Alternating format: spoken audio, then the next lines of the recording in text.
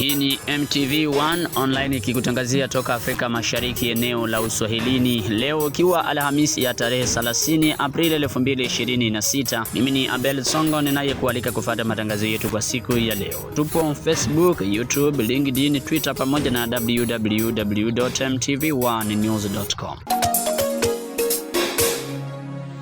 Taarifa zetu zaanzia huko Kivu Kaskazini ambako ni wazalendo Kivu Kaskazini waomba Rais Felix Tshisekedi kufanya uchunguzi kuhusu malipo ya wapiganaji wazalendo. Oster Malivika amezungumza na Jules Mulumba. Waliweza kuzungumza eti kwamba wazalendo kila mwezi wanapewa dola milioni 4 tia kwenye RAD ambayo inaitwa Reserve Armée de la Défense, pamoja na wengine wa actors wa siasa wa eneo za kwetu na wa kijeshi. Ijapokuwa sisi kweli hatujaona pesa hii, na ndiyo imeweza kuleta sikitiko kwetu, ikatuacha sisi kuandika kibarua hiki kukanusha kwamba pesa hizi hazitufikii na kuomba serikali, sasa rais wa nchi aweze yeye mwenyewe kujichunguzia jambo hili ili tujue kwamba pesa hizi ambazo zingeweza kupewa wazalendo zinaenda eneo gani, na hii itatusaidia kujua wale watu wabaya ambao wanaendelea kuharibu kazi ambazo wazalendo tunaendelea kufanyia taifa. Ni kwamba sisi hatuwezi kamwe kuacha kupigana, hatuwezi acha majukumu yetu, sababu hatujakamata silaha kwa ajili ya pesa, hata kama pesa ni muhimu kwa ajili ya maisha. Lakini kama kukiwemo wale ambao wanataka kutuvunja nguvu na kutuharibia kazi wakiiba pesa hizi, tutaomba serikali washikwe na wawekwe mahakamani. Hiyo pesa kweli kweli fikie wenyeji ikiwa wazalendo, bali sisi tutaendelea kutumikia taifa, tutaendelea kutumikia nchi.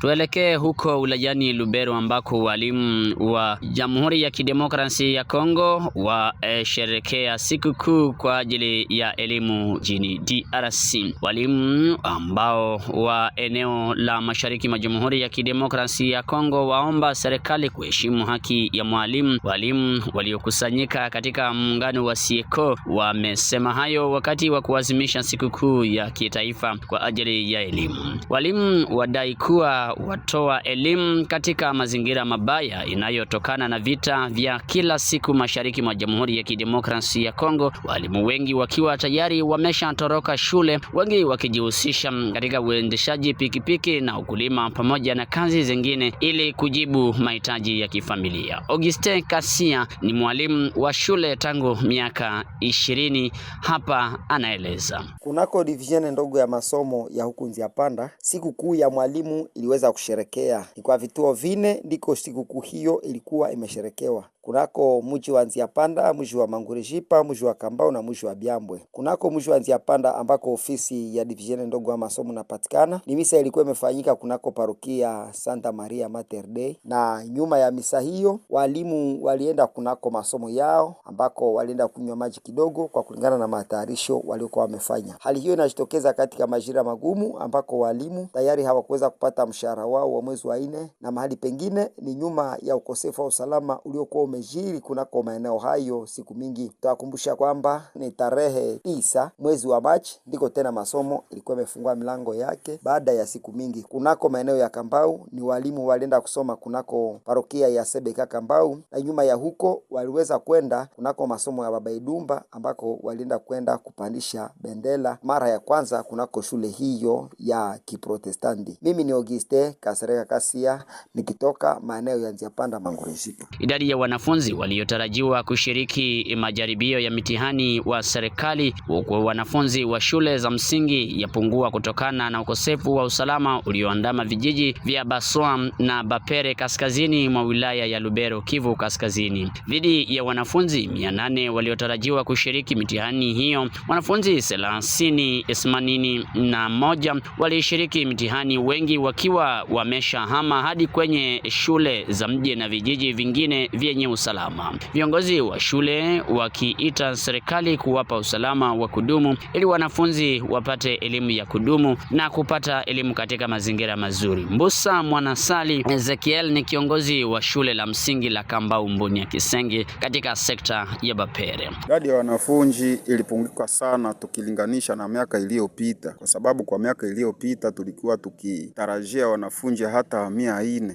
lakini kwa mwaka huu tulianja mwanzo kwa mwezi wa 9 na wanafunzi 117. Baada ya hapo masomo kafungwa kwa sababu ya usalama mdogo, watoto tena wakabakia kule, ila tumebakia na wanafunzi wachache tu 81, na ni wale ndio wanahudhuria mashindano haya ya Teprete na FED. Na kwa government napaswa sema tu watusaidie kwa kuleta ukimya na amani katika eneo yetu yote, ili miaka nayo kuja tusigue na shida kama hizi, watoto wapashe kusoma bila kutiishwa. Wakazi wakijikita katika maendeleo ya vijiji vyao baada ya msukosuko ulioripotika katika sekta ya Bapere. Kambale Kanyamulamba Bafar, mkulima wa Kambau, ameamua kutolea wakazi umeme kutoka kwa kisima cha maji eneo hilo. Kazi ambayo nafanya nawaza mimi kwa mkulima na mkuu mkulima, mimi nakuwa na vitu mimi nakuwa na initiative mimi nifanyake maisha ambayo niko nayo. Mimi nakuwa hapa, mimi natarajia nifanya kazi ni kamata mpango ya kutengeneza central. Na hii central mimi naomba msaada kwa ninyi viongozi ambao mtapenda kunielewa, ambao mtanifuata, mnisaidie. Sina kitu cha kuongeza kwa pale, mnisaidie. Kwa kifupi ni yenu. Central tutaitumikisha, na wakati tutatumikisha tutalomba msaada watu ambao watakuwa babone. Tutaongea kuna kwa vitu vingine vya kufuata vile mnavijua, mnavielewa, mtakamata kura, mtaikosomea kwa meno za bone, na mimi napenda mnisaidie na maisha na mimi mnisaidie na mimi. Kazi zikiwa tayari zimeanzishwa, Bofar aomba msaada kutoka kwa serikali ili kukamilisha mpango huo na kuwapa wakazi maji na umeme. Kijiji cha Kambau, mji mkuu wa Bapakombe, ni kijiji ambacho wakazi wake wazuizwa kutumia vyombo vya kielektroniki sababu ya ukosefu wa umeme kwa kijiji hicho. Umeme wanaoupata kupitia vyombo vya jua vikiwa havitoshi kujibu mahitaji ya umeme, wengine wakisafiri safari ndefu wakiwa katika hali ya mahututi sababu ya ukosefu wa vyombo vinavyohitaji umeme kwenye vituo vya afya. Na huko katika nchi ya Uganda, serikali ya nchi ya Uganda yatangaza kuwakamata zaidi ya raia 281 kutoka nchi za kigeni waliokuwa wakiishi nchini humo bila vitambulisho. Taarifa zinasema kuwa wageni hao walishikwa katika operesheni maalum za kupambana na uhamiaji haramu. Wizara ya mambo ya ndani ya taifa hilo imesema operesheni hiyo inalenga kudhibiti mtandao ya biashara haramu na kusafirisha binadamu na ulaghai wa mitandao. Serikali ya Uganda yaeleza kuwa ilichukua hatua hiyo baada ya kupokea taarifa za kitekelezaji zinazoonyesha kuwa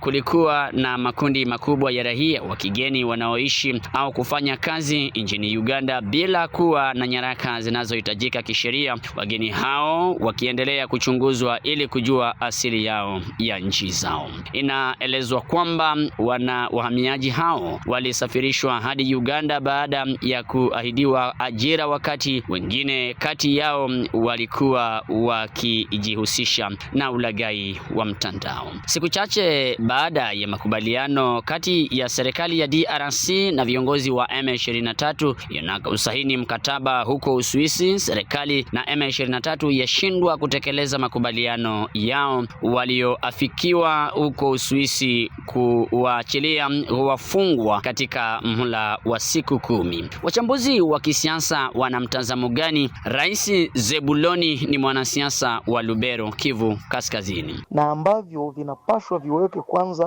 kuwa kibao mbele zaidi ya vingine, na kuachilia wafungwa ni moja ya kuvipengele ambavyo ni vipengele vya chini, ni vile ambavyo vinaweza kukuja nyuma mbele ya vipengele vya kwanza vikubwa kutimilika. Shurti ya kwanza ni kwamba ilibidi M23 iondoshe kwanza majeshi yake kwenye ardhi ya DRC, iondoshe majeshi yake kwenye ardhi ya DRC, Hapo tunazungumzia majeshi ambayo yalitoka kuja kusapoti M23, na M23 yenyewe ikiwa ina sura kabisa wazi ya majeshi tu.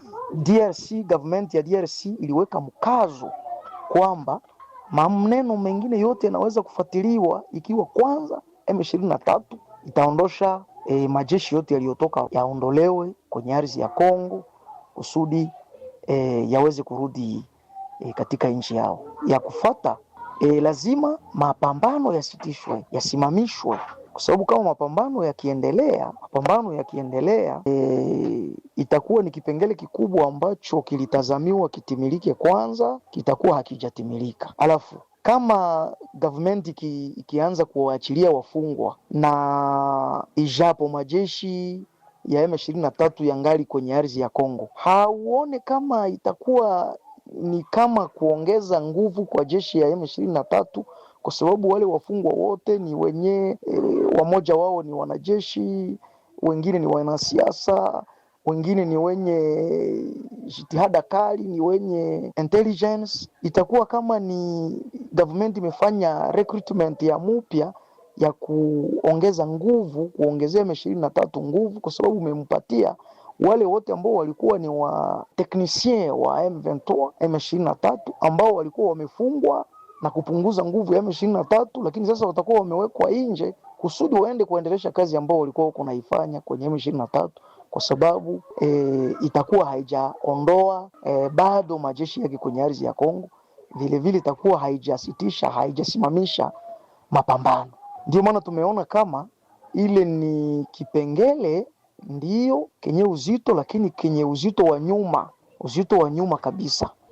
Maoni yetu ni kwamba ile vipengele vikubwa lazima vingalipashwa vitimilike kwanza, yaani kusitisha kwanza mapambano, vita isitishwe, isimamishwe kwa wale ambao wanahusika na mkataba huo. Lakini tunaona kama watu kama wazalendo na wengine makundi ya raia ama ya kijeshi ambao yaliingia ndani ya vita hiyo, inaonekana wazi kama hawahusike na mkataba ulioenda kufanyika kule Uswisi. Ni kusema wao hawahusiki kabisa na mambo hayo ambayo yako ndani ya mkataba huo. Lakini hawa wawili ambao walisaini mkataba wanaitiwa kabisa kutimiliza vipengele vyao vikubwa vya kibao mbele, mmoja kuondosha majeshi yake na kunyamazisha vita, na mwingine kuendelesha kufanya msako kwa wale ambao wanazaniwa kuwa ma FDLR kwa upande wa government ya Kongo.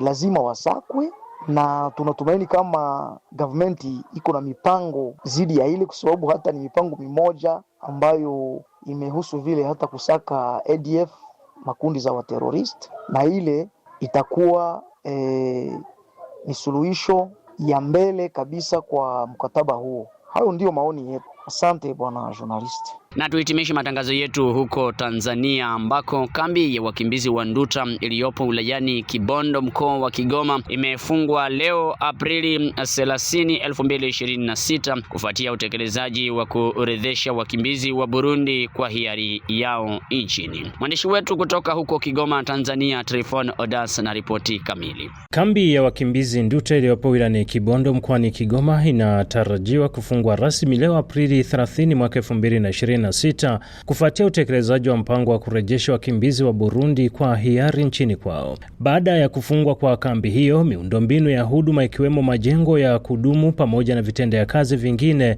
itakabidhiwa kwa serikali kwa ajili ya kuandaliwa matumizi mengine ya eneo husika. Hatua hiyo ni sehemu ya utekelezaji wa maazimio ya mkutano wa 26 wa pande tatu kati ya serikali ya Tanzania, serikali ya Burundi na shirika la kuhudumia wakimbizi la Umoja wa Mataifa UNHCR uliofanyika mwezi Novemba 2025 jijini Dar es Salaam. Katika mkutano huo ilikubaliwa mpango wa kufungwa kwa kambi ya Nduta ifikapo Machi 31 mwaka 2026, lakini baadaye muda huo uliongezwa hadi leo Aprili 30 mwaka 2026 kutokana na ombi la serikali ya Burundi. Aidha, mpango kazi huo unaeleza kuwa urejeshwaji wa wakimbizi wa Burundi waliopo katika kambi ya Nyarugusu wilayani Kasulu mkoani Kigoma utakamilika ifikapo Juni 30, hatua itakayofuatiwa na kufungwa kwa kambi hiyo. Waziri wa mambo ya ndani ya nchi Patrobas Katambi tayari amekwisha kuwasili mkoani Kigoma hii leo kwa ziara ya kikazi ya siku 2 ambapo anatarajia kushuhudia na kuongoza ufungaji rasmi wa kambi ya wakimbizi Nduta iliyopo wilayani Kibondo mkoani Kigoma. Ni ripoti kutoka hapa mkoani Kigoma. Mimi ni Tryphon Odas. Naam, ilikuwa ni ripoti yake Tryphon Odas kutoka huko Tanzania. Msikilizaji na mtazamaji, ni kupitia ripoti hii kutoka huko Tanzania ndipo mimi naweka mkaba kabisa kwa taarifa zetu za siku ya leo. Fahamu kwamba matangazo haya yanasikika kupitia mtandao yetu ya kijamii na tunasikika huko Kivu Kaskazini kupitia mtandao yetu ya kijamii. Kwa niaba ya wote waliohusika katika ukusanyaji na uandaaji wa matangazo haya, mimi ni Abel Songo niliyekuletea matangazo haya kwa siku ya leo. Endelea kuwa nasi na kutufuata. Tukutane kwenye nakala nyingine. Kwaheri.